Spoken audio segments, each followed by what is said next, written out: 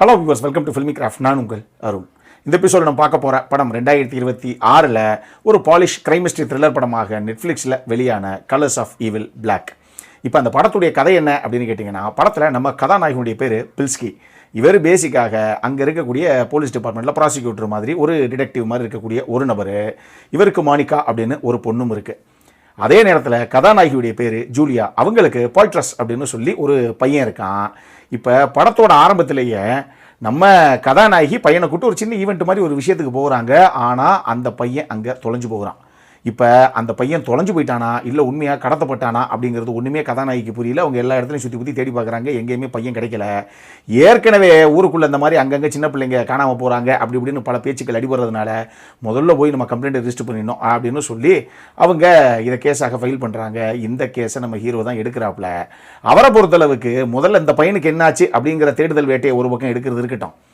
ஏற்கனவே 2 வருஷத்துக்கு முன்னாடி ஆடம் அப்படின்னு சொல்லி ஒரு பையன் இதே மாதிரி திடீர்னு காணாமல் போனான்.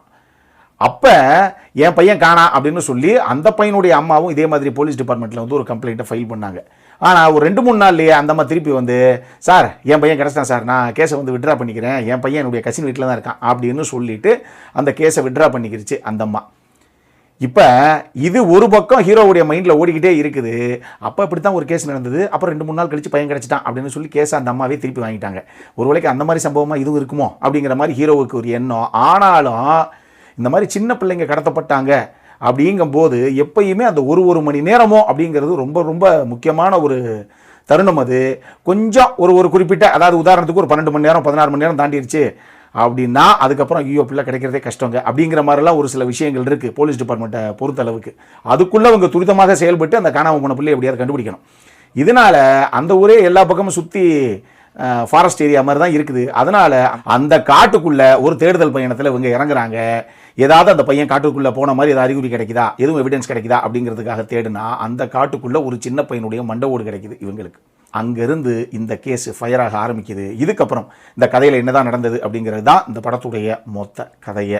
இந்த படத்தை பொறுத்தளவுக்கு 2024 The Colours of Evil Red அப்படின்னு சொல்லி ஒரு படம் வெளியானது. செம்மையான ஒரு படம் அது. அட்டகாசமான, நம்ம சைட்லேருந்து ஹைலி ரெக்கமெண்டட் கொடுத்த ஒரு படம் அது. செம படம், எனக்கு ரொம்ப பிடிச்ச படம் அது. கிட்டத்தட்ட இதே பாணியில் செட் அவுட் பண்ணப்பட்ட ஒரு கதைக்களம், இதே மாதிரி ஒரு படம் தான் அது அப்படின்னு வச்சுக்கோங்களேன். அதனுடைய சீக்குவலாக இப்போ 2 வருஷம் கழிச்சு 2026 கலர்ஸ் ஆஃப் ஈவில் பிளாக் இப்போ வெளியாகிருக்கு. இப்போ சீக்குவலாக வெளியாகிருக்கு இல்லையா, அதனால் அந்த படத்தை பார்த்துட்டு தான் இந்த படத்தை பார்க்கணுமா இல்லை ஸ்ட்ரைட்டாக பார்க்கணுமா அப்படின்னா நீங்கள் ஸ்ட்ரைட்டுக்காக ஸ்டாண்டலோன் ஃபிலிமாகவே இதை பார்க்கலாம். அதுக்கு இதுக்கும் பெருசாக எந்த சம்பந்தமும் கிடையாது, ஒரு சில விஷயங்களை தவிர. அது என்ன அப்படின்னா, ஏட்ரியன் பானக் அப்படிங்கிற நபர் தான் அந்த ஃபர்ஸ்ட் பார்ட்டையும் இயக்குனார். அவரே தான் இந்த பாகத்தையும் இயக்கியிருக்காப்புல. அதே மாதிரி ஜேக்கப் ஜெர்சல் அப்படிங்கிற ஒரு நபர் தான் ஹீரோவாக அதுலேயும் பண்ணியிருந்தாப்புல. இதே மாதிரி ஒரு இன்வெஸ்டிகேட்டராக ஒரு டிடெக்டிவாக வருவாப்புல. அதே ஹீரோ தான் இதுலேயும் ஹீரோவாக பண்ணியிருக்காப்புல. இந்த 2 கேரக்டர் போக எடிட்டர், மியூசிக் டைரக்டர்ஸ் 2 பேரும் 2 பாகத்துக்கும் ஒன்று தான். மீதி மற்றபடி இது ஒரு கம்ப்ளீட்டான வித்தியாசமான ஒரு கதை. அதே மாதிரி இதுக்குள்ளே ஒர்க் பண்ண ஆர்டிஸ்ட் அவங்கன்னு சொல்லி எல்லாருமே வேறு நபர்கள் தான். மரியானா ஜைதக் அப்படிங்கிற லேடி தான் இதில் அந்த ஜூலியா அப்படிங்கிற அந்த கதாபாத்திரத்தை நடிச்சிருக்காங்க. ஸோ எல்லாருமே கம்ப்ளீட்டாக வேறு ஆர்டிஸ்ட் தான். கதையும் கம்ப்ளீட்டாக வேறு தான். அதனால் அதுக்கு இதுக்கும் சம்மந்தம் கிடையாது. இதை நீங்கள் ஸ்ட்ரெயிட்டுக்காக பார்க்கணும் அப்படின்னாலே பார்க்கலாம். பட் எனக்கு கலர்ஸ் ஆஃப் ரெட் ரொம்ப ரொம்ப பிடிச்சிருந்தது. இது ஒரு மாதிரி படம்னு வச்சுக்கோங்களேன். நான் சொல்கிறேன் ஒன்றுன்னா, இந்த படத்தை பொறுத்தளவுக்கு முக்கியமான கதாபாத்திரங்கள் அப்படிங்கிறது ஒரு 3-4 கதாபாத்திரங்களை சொல்லலாம். பட் அந்த கதாபாத்திரங்களை நான் சொன்னேன் அப்படின்னாலே உங்களால் ஒரு சில விஷயங்கள் ஈஸியாக ப்ரிடிக்ட் பண்ணிட முடியும்.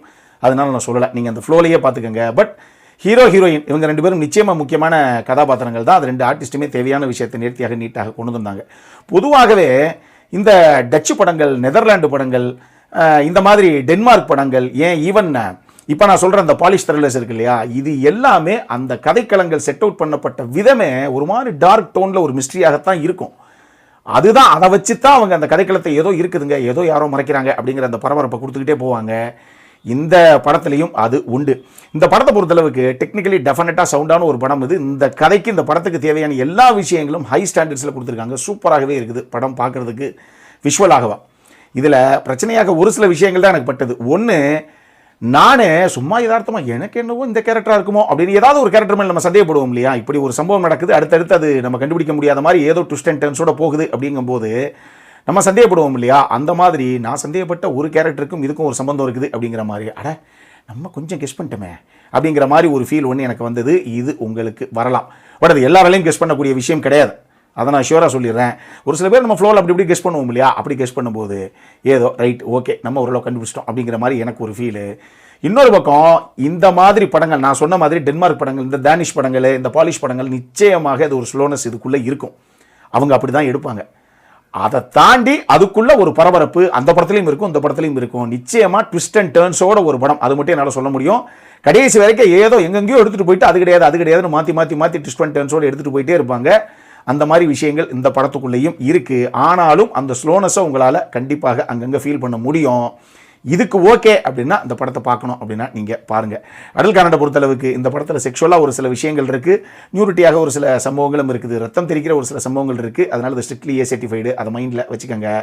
இந்த படம் நெட்ஃப்ளிக்ஸில் அவைலபிளாக இருக்குது, பட் தமிழ் டப்பிங்கில் இல்லை, இங்கிலீஷ் டப்புடு வெர்ஷன் இருக்குது. ஏன்னா அவங்க பாலிஷில் தான் அவங்களுடைய ஒரிஜினல் லாங்குவேஜ் இருக்கும். ஸோ அதை பொறுத்தளவுக்கு இங்கிலீஷ் டப்பிங் மட்டும்தான் அவைலபிளாக இருக்குது. ஒரு சில மற்ற லாங்குவேஜஸில் நிறைய டப்பிங் இருக்குது, பட் தமிழ் டப்பிங் அவைலபிளாக இல்லை. இது ஞாபகத்தில் வச்சுக்கோங்க.